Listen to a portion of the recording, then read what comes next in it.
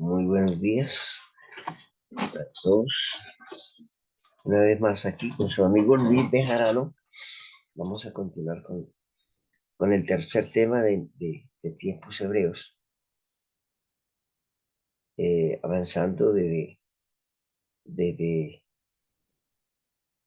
continuando, pero se inició con, yo le podría decir, tema cero, ¿no? Desde Génesis 1,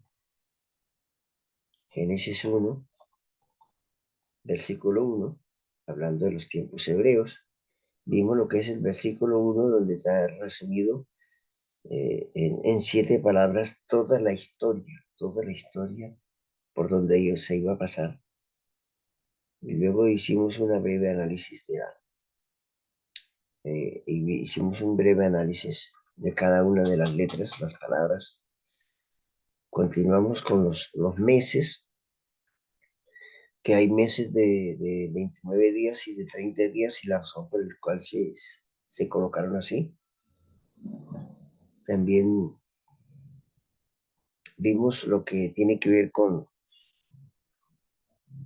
los dos tipos de calendarios principales, el calendario universal y el calendario judío, del calendario de la creación y el calendario de la liberación del pueblo de Israel.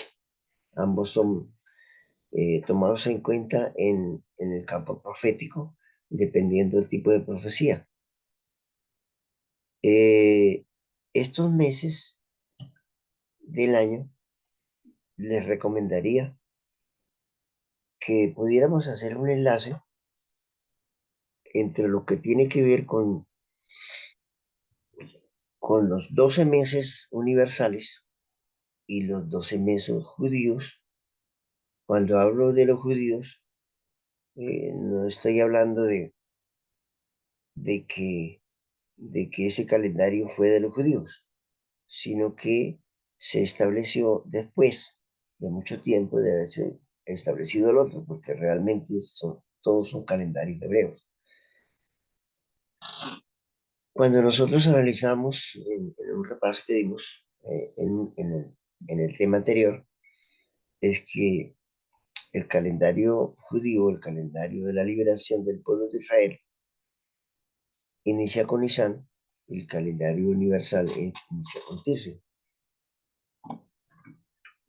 Estos calendarios dan inicio a cada uno de los inicios en diferentes meses del año, iniciando con Tirri, de la creación, sería el primer mes del año, de esta manera de repaso.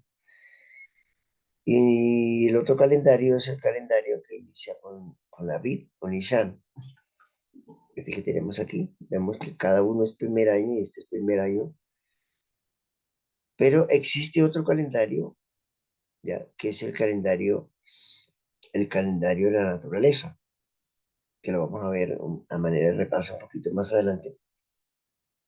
Sí es muy bueno que aprendamos primero para poder hacer el enlace entre un mes hebreo universal y un mes hebreo de la liberación judío. ¿A qué mes del año corresponde nuestro calendario que tenemos?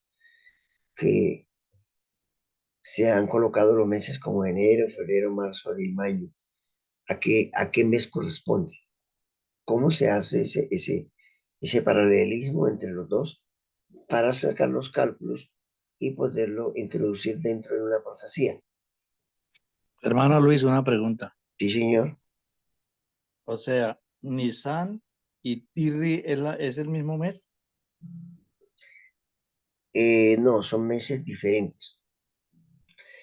Nisan es el mes de Aviv.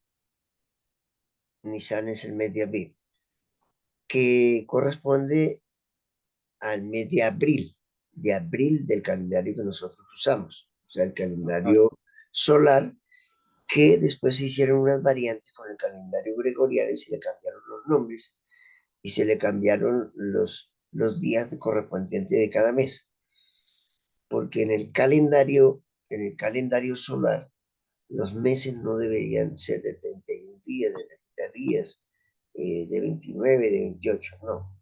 sería diferente. No hemos llegado allí, pero es muy buena su pregunta. Y vamos a, ya que su pregunta la está haciendo, la vamos a aclarar de una vez, más adelante aquí. Encontramos aquí este paralelo, ¿verdad? Este enlace que hay aquí, en esta pantalla, no sé si la alcanzan a ver bien. Aquí Sí, dice calendario hebreo. Entonces, ya como nosotros vimos en español, en transliteración, ahora vamos a verlo ya un poquito más profundo acá. Nosotros encontramos aquí que nombre de los estamos, meses. señor, Sí, sí, señor, no, nombre de los meses. sí, los mismos nombres de meses que ya explicamos, pero aquí nos vamos un poquito más profundo. Y es que encontramos aquí que este calendario que aquí dice que el nombre de los meses antes del exilio y los nombres de los meses después del exilio, ¿verdad? Después del exilio, pero correspondiente al mismo calendario judío o el calendario de la liberación, Ujú, porque los meses que mencionaban antes del exilio ya tenían nombres, ¿verdad?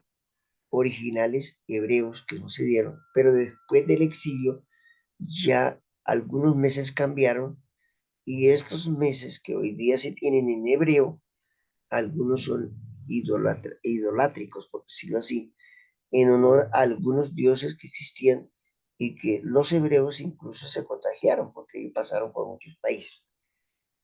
Esto es muy bueno tener.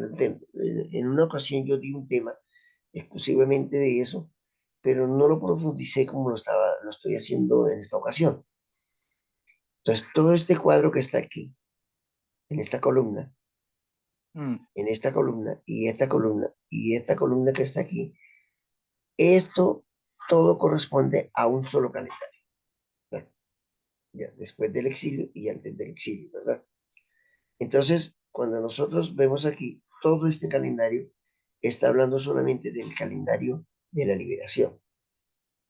Ahora, ¿qué quiero decir para ir más precisamente a su pregunta? Es que siempre nosotros conocemos como Nisan, ¿verdad? Pero el nombre Nisan fue dado después del exilio. Pues Después antes del del exilio. exilio, hablando del Era calendario, Abib. solamente de un calendario para no se vaya a confundir, aquí no estamos hablando del calendario de la creación que comienza con Tisre, no. Estamos hablando solamente del calendario de la liberación, o sea, el calendario judío.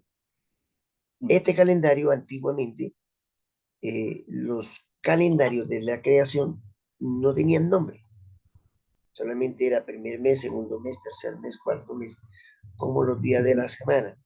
Igual Era que los días de la semana. primer día, segundo día, tercer día, cuarto día, quinto día, sexto día y Shabbat. Mm. Sí, Y señor. ya después en la historia entonces se colocó el primer mes Aviv, Sib, ya Gerad, ya Gerá 4, Gerá quinto, Gerá Etanim, Bul, ya Gerá Mm, 9, mm, mm. Gerá 10, Gerá 11 y Gerá 12. ¿Ya?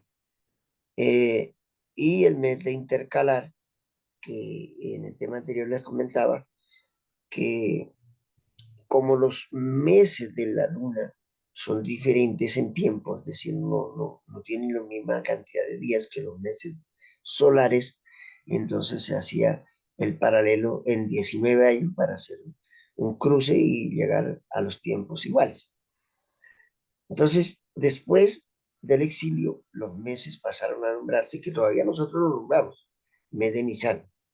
La palabra Nisan fue introducida, ya no es en sí, no es una palabra hebrea. Aquí dice Nisan, ¿verdad? Nisan, no, aquí Nisan, este es Nisan y este es Abid. Ujú. Después del exilio, ya, y ya mucho tiempo después, eh, bueno, aquí debo aclarar que en la historia, ya en los tiempos de Jesús, de Yahshua Mashiach, e incluso hasta el siglo octavo de la era cristiana, estamos hablando del año 700 al año 800, entre ese siglo se establecieron lo que se llaman los Nekudot. o sea, las letras hebreas, perdón, las vocales hebreas. Estas vocales hebreas, que en singular es nikud, vocal, nekudot, vocales, fueron introducidas por los masoretas.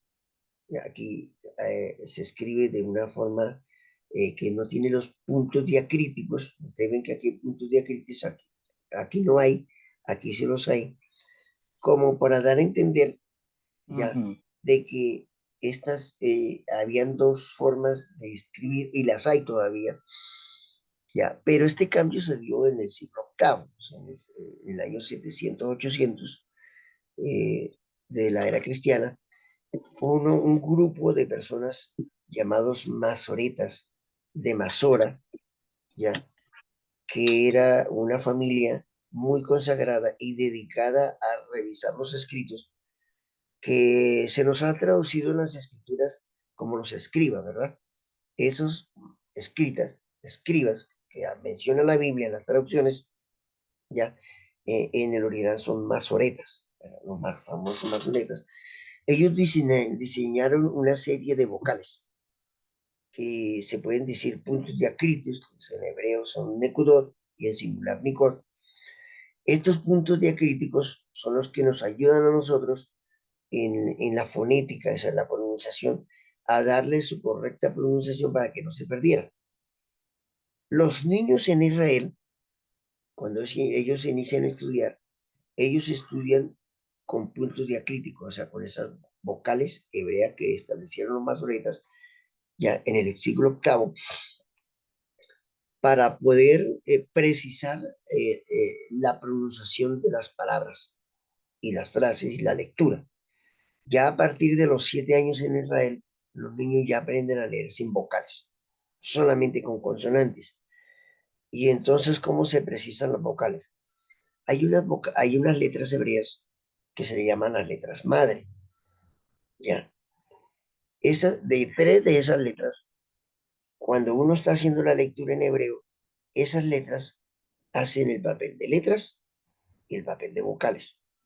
Entonces, uno ya cuando está avanzado en el hebreo, ya no se lee con puntos diacríticos. Estos punticos que ustedes pueden ver aquí abajo, ¿verdad? Mm, Esos punticos sí. debajo de las letras van arriba, los vocales van abajo. Eso fue lo que diseñaron los masoretas en el siglo octavo.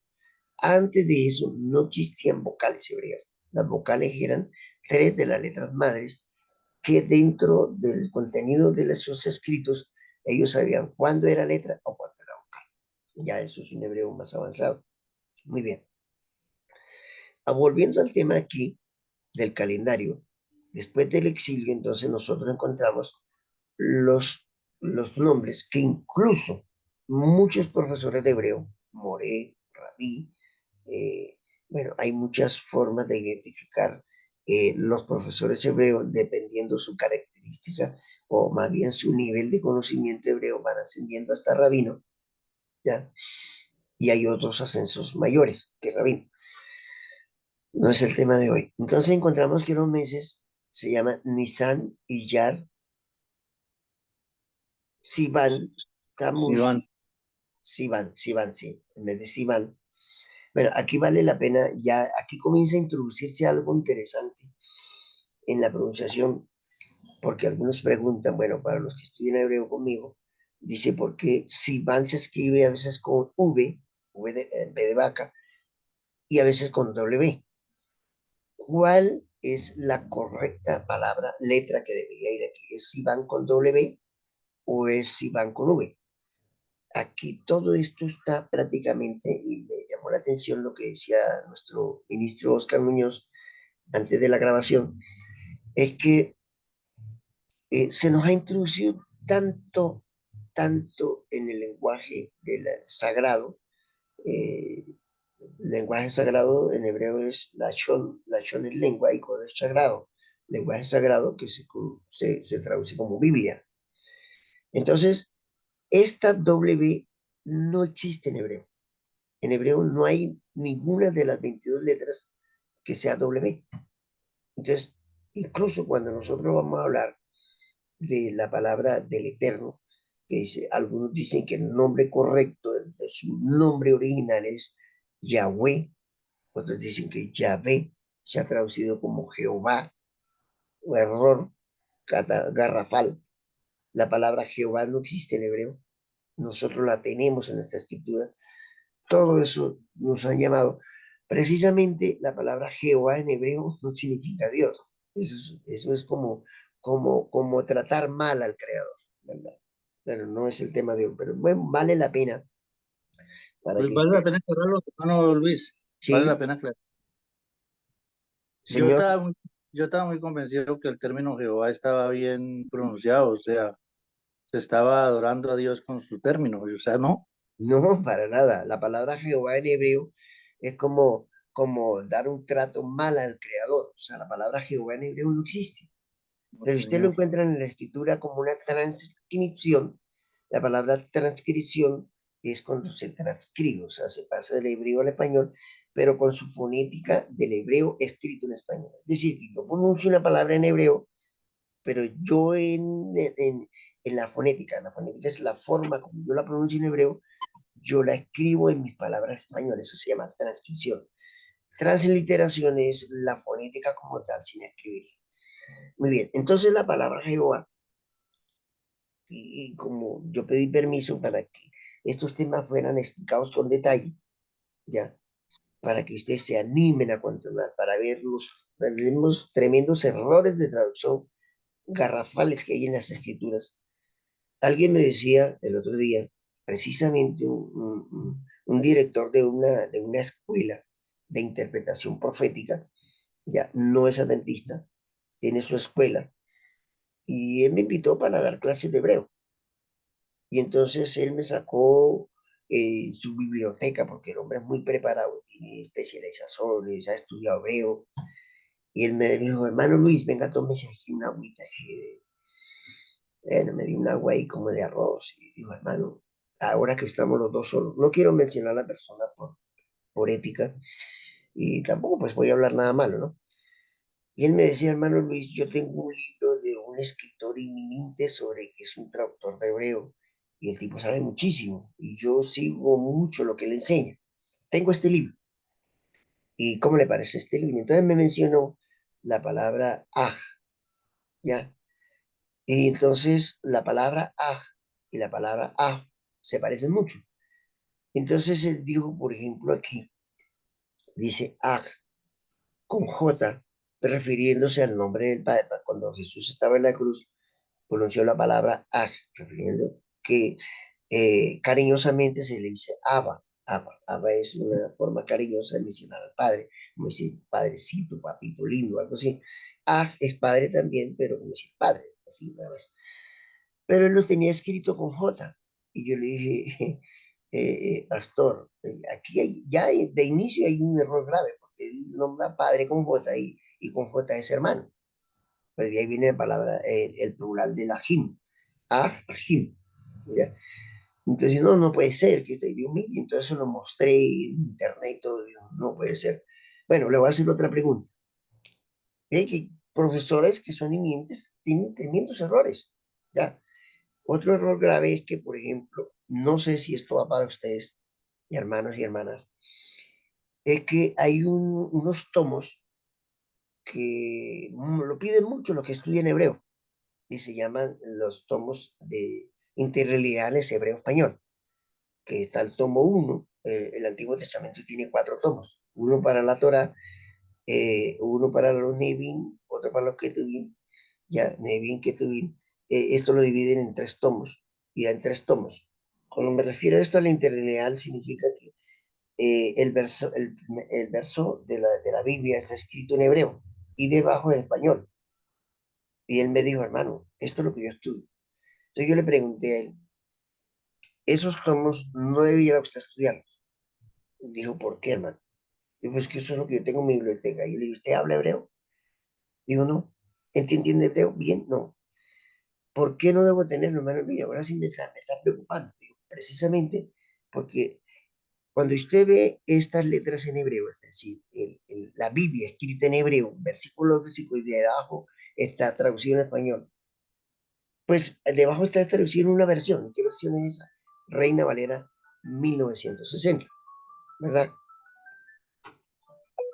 Reina Valera 1960. La Reina Valera 1960 tiene 1800 errores de traducción, por lo que le han encontrado, deben haber mucho más. Entonces, usted lo que está leyendo es una versión, pero usted no sabe lo que está diciendo en hebreo. Dijo, no, hermano, yo voy a vender estos libros, mejor de eso no voy a estudiar más. Necesito que me siga dando clase de hebreo. Entonces, cuando llegamos a este tema, la palabra Yahweh, los mismos profesores en hebreo dicen que es correcto colocar W. Mentiras, es un tremendo error. La palabra W no existe en hebreo. En las traducciones que se hicieron de los originales hasta llegar al lenguaje inglés anglosajón, porque esos fueron los primeros colonizadores de Inglaterra, encontramos un día sobre historia hebrea y explicaba eso sobre los anglosajones para llegar a determinar, porque hay errores. Luego, nosotros estamos copiando algunas letras que introdujeron del inglés. En inglés, W sí es U, es decir, William, ¿verdad? Pero no puedo yo colocar una W cuando en hebreo no existe. Entonces es con V. Quería hacer esa acotación aquí. Entonces continuamos. Entonces, porque esta W en hebreo no existe y es una V. El hermano mencionaba ahorita que la palabra Jehová, que si entonces Sí. él consideraba que estaba correctamente, no. Mm, ¿Por qué? Porque la palabra Jehová tiene J, ya, una E, una O, una P pequeña, mm, una A mm, y hasta llega. Tremendo error, tremendo error. ¿Por qué? Porque la palabra Jehová, la J, proviene de la letra 10, Yod, que traducido al español se llama Y. En el siglo XIV al siglo XVI, algunos dicen que fue en el siglo XIV, otros dicen que fue en el siglo XVI, los griegos cambiaron la Y por la J, porque es más fácil pronunciar, más rápido pronunciar J que Y.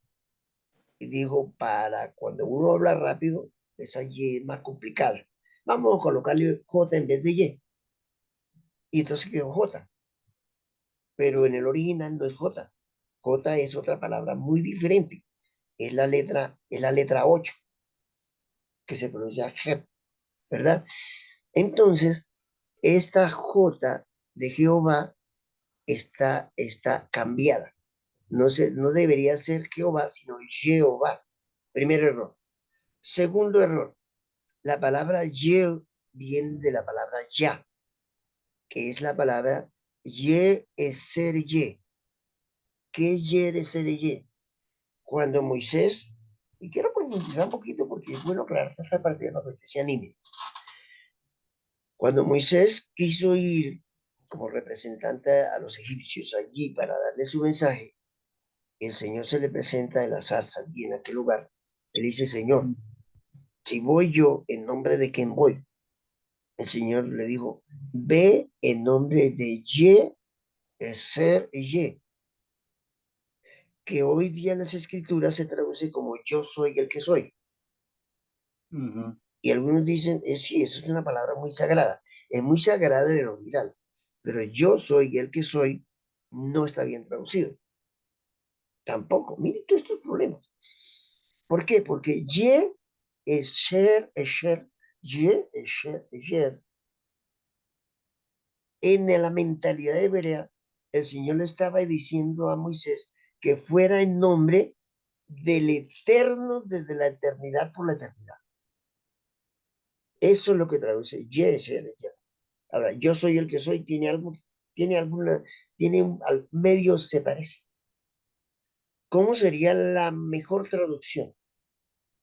Hasta donde yo he visto investigado, la mejor traducción de Ye, Sher y Yer debería ser: ve y dile a los egipcios que va de parte del eterno presente, ¿ya?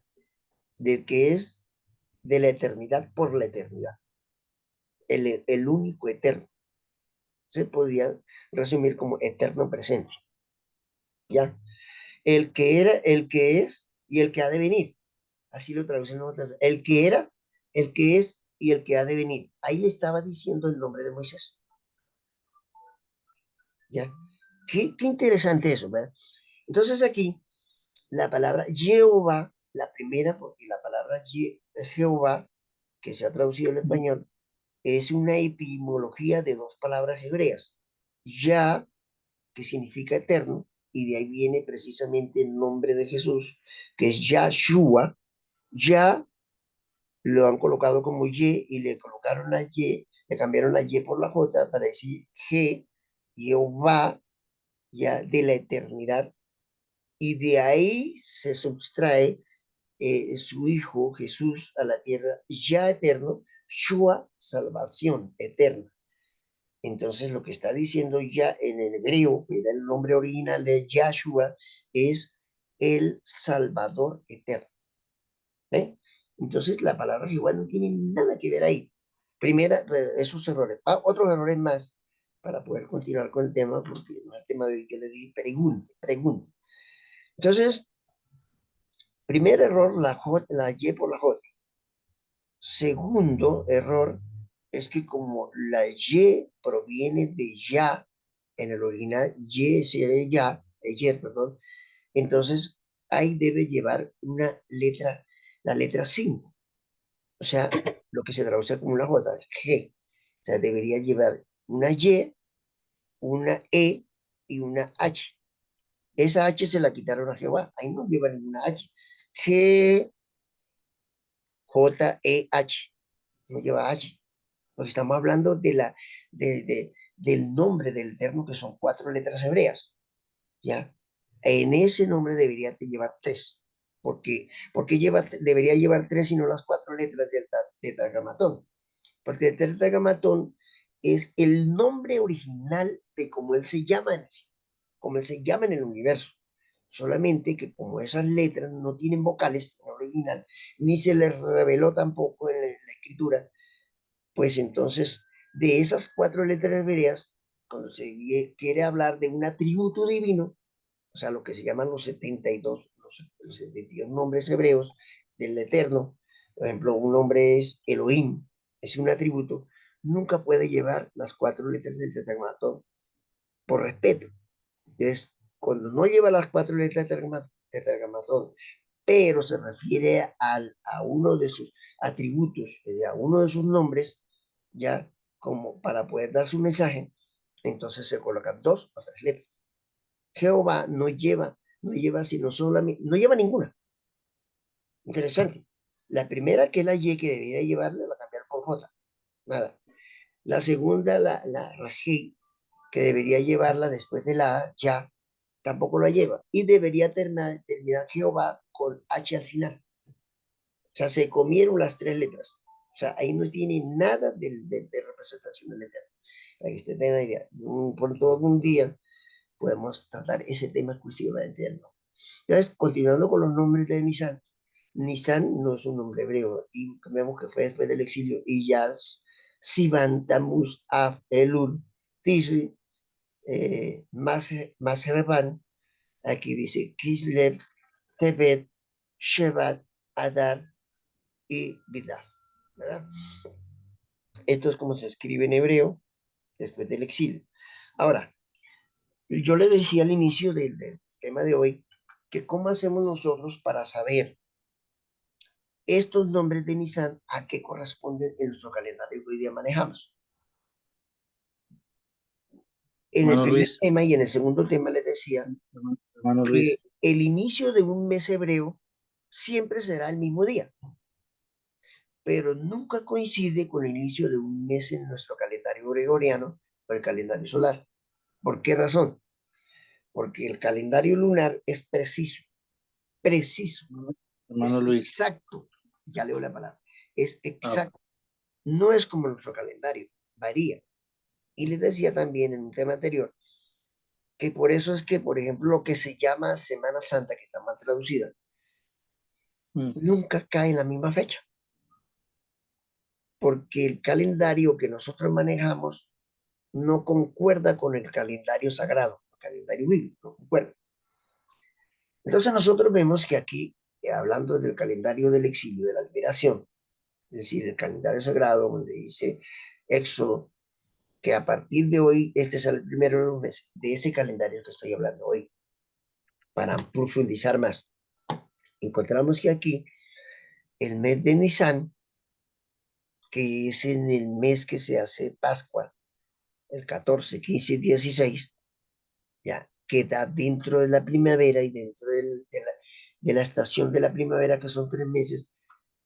Como después de la Pascua, 45 días es Pentecostés, pues obviamente que está dentro de la primera estación. La primera estación es primavera, la segunda es verano, la tercera es otoño y la cuarta es invierno. Estas tres convocatorias, dentro de dos grandes asambleas, la primera asamblea incluía 14, 15 y 16, que es Pesa, ya, Masot y Habikurim, o sea, Pascua, panes sin levadura y primicias, y luego Shavuot, 50 días después, y que está el 6 de Sivan, de que aquí está Sivan, 6 de Sivan. Estas tres convocatorias están dentro de la primavera, ¿verdad? Entonces, ya aquí, si nosotros queremos estudiar el santuario, pues tenemos que manejar que dentro de la primavera ya se establecía esto, pero que en la primera, en lo que es Pesa, en la primera reunión del pueblo religioso de todos los lugares de Jerusalén, y aquí quiero introducir porque es importante estudiar hebreo, los tiempos hebreos, encontramos que la primavera, Pesa, 14, 15 y 16, corresponden al atrio. Shavuot ya va al lugar santísimo, al lugar santo. ¿Por qué digo que Shavuot ya está dentro del lugar santo? Por una sencilla razón. Porque Shavuot, el símbolo que está en el santuario, es la menorá, que se traduce como el candelabro.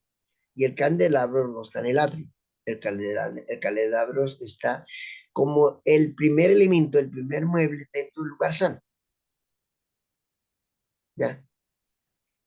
El siguiente elemento o mueble que está es los panes de la proposición que están al norte, ya dentro del área geográfica, al norte, y están representados por John Teruá, John Día Teruá, trompeta.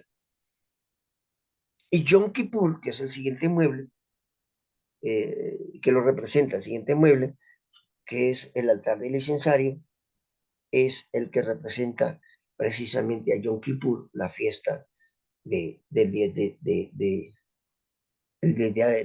Tir, ¿verdad? Mire cómo nosotros vamos haciendo ya un paralelo, metiendo realmente los tiempos reales y cómo se pronuncian en hebreo y el encuadre que tiene que ver los meses dentro del santuario, del centro del santuario. Además de que mirando los tiempos hebreos y coordinando con la salida de Egipto hasta la tierra prometida, la Canaán terrenal, es exactamente el mismo recorrido que hay. ¿Desde dónde? Es el mismo recorrido que hay desde el atrio hasta el lugar santísimo.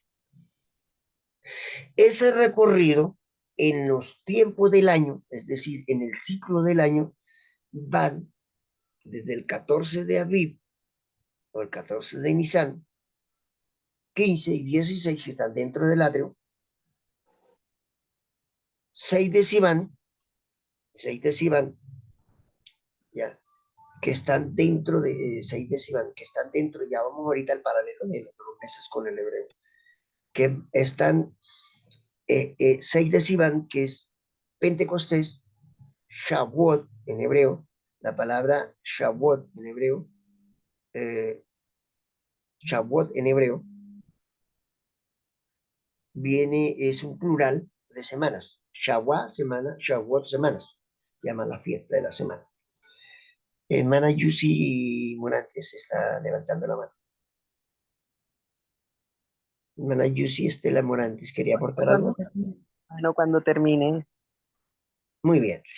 Entonces, es muy importante, pero no quiero introducirme esto dentro del santuario, porque eso de pronto vamos con como las bases.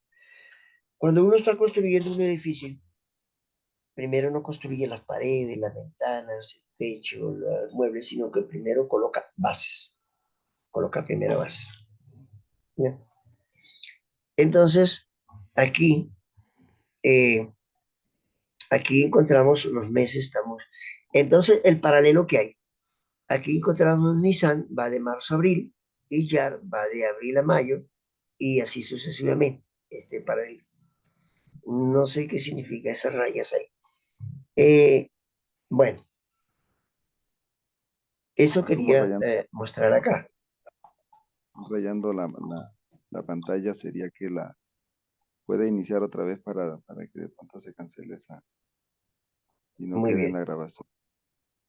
Eh, O sea, bueno, iniciar aquí sí se presenta una. Muy bien. Tenemos también los días de la semana. Los días de la semana que fueron traducidos como domingo, lunes, martes, miércoles, jueves, viernes y sábado. Estos días de la semana inicialmente no tienen nombre. El único día que tiene nombre es el día de Shabbat. Entonces, realmente es primer día, segundo día, tercer día, cuarto día, quinto día, sexto día y séptimo día. Bien, entonces, en hebreo es Yom Rishon, Yom Sheni. Yom es día, y este es Shlishi, Yom Revi, Yom Hamishi, Yom Shishi y Yom Shabbat. O sea, día sábado, día primero, día segundo, día tercero, día cuarto, día quinto, día sexto y Shabbat. Eso tenía que ver mucho también con los meses del año. Muy bien, ya como el tiempo es corto, entonces quería hacer este paralelo de hoy. Además de que hay un calendario que se llama el calendario de la naturaleza, que también lo practican los hebreos, y ese calendario va, ¿dónde? Ese calendario es el que va del mes, el mes de Shevat, que es el mes que va de enero a febrero. Pero ese calendario es más usado más que todo para, pues se llama calendario de la naturaleza. Por eso es el calendario que se usa para coordinar con el calendario civil para las siembras y cosechas en los campos. Los hebreos por eso son muy productivos en el campo, porque ellos manejan este calendario para la agricultura y la naturaleza. También ellos celebran ese año, ¿no? Ellos celebran ese año por sus convicciones. Y pues bueno, quería dejar hasta aquí, hasta hoy, esta parte. Y la recomendación es que es bueno, por ejemplo, manejar el paralelo que hay entre los calendarios hebreos y el calendario que nosotros manejamos. Bueno, entonces vamos a orar. Damos la gracia a Dios por este día. Pedimos, Señor, tu bendición. Señor, en este día, gracias por iluminarnos y estamos en el proceso de investigación y escudriñar aquí en este grupo de entendidos en los tiempos, donde todos estamos dispuestos a seguir aprendiendo unos de los otros y a corregir nuestras fallas que hemos cometido para que la Ruach HaKodesh, el Espíritu Santo, nos siga iluminando y prepararnos para el tiempo final. En nombre de Jesús. Amén. Bueno, entonces vamos a terminar con la grabación.